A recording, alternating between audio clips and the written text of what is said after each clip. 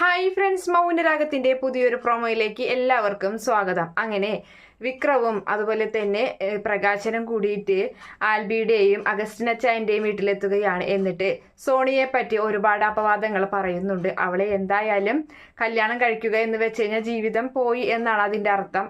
ഇവന്റെ ആദ്യ ഭാര്യ ആയിരുന്നെങ്കിലും അവിടെ ഒരു കുഞ്ഞില്ലേ ചാരുമോള്, അത് ഇവന്റെ ഒന്നല്ലെന്നാണ് ഇവന് സംശയമുണ്ട്. അവിടെ ഒരുത്തനുണ്ട് ബൈജു എന്ന് പറയുന്നവന്, അവന്റെ ആവാനാണ് ആ കുഞ്ഞ് സാധ്യത എന്നൊക്കെ ഇങ്ങനെ പറഞ്ഞു കൊടുക്കുകയാണ്. പക്ഷെ ഇവരുടെ സ്വഭാവം ശരിക്കറിയാവുന്നത് കൊണ്ട് തന്നെ ഇവരുടെ ആഗ്രഹത്തിനൊപ്പം തന്നെ അഗസ്റ്റിനച്ചായനും ആൽബിയും നിൽക്കുന്നുണ്ട്. അവർ പറയുകയാണ്, എന്തായാലും ഇനിയിപ്പോൾ ഈ സത്യങ്ങളൊക്കെ ഞങ്ങൾ അറിഞ്ഞത് നന്നായി, ഇനി ഈ കല്യാണം നടക്കൊന്നുമില്ല, അത് ഉറപ്പാണ് എന്ന് പറയുന്നുണ്ട്. അങ്ങനെ കല്യാണം മുടങ്ങി എന്നുള്ള ഒരു സന്തോഷത്തിൽ പ്രകാശനും നമ്മുടെ വിക്രമാണെങ്കിൽ അവിടെ നിന്നും പോരുകയാണ്. അപ്പം തന്നെ കാര്യങ്ങളൊക്കെ കിരണൊക്കെ വിളിച്ചറിയിക്കുന്നുണ്ട് ആൽബി.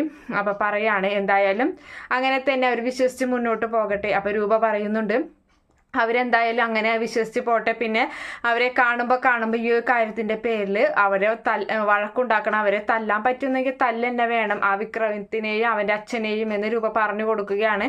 അങ്ങനെ അതേ സമയത്ത് തന്നെ കിരണും കല്യാണിയും വിക്രത്തിനെ വഴിയിൽ വെച്ച് കാണുന്നുണ്ട്. അങ്ങനെ വിക്രത്തിനെ ഒരുപാട് തല്ലുകയും ചെയ്യുകയാണ്.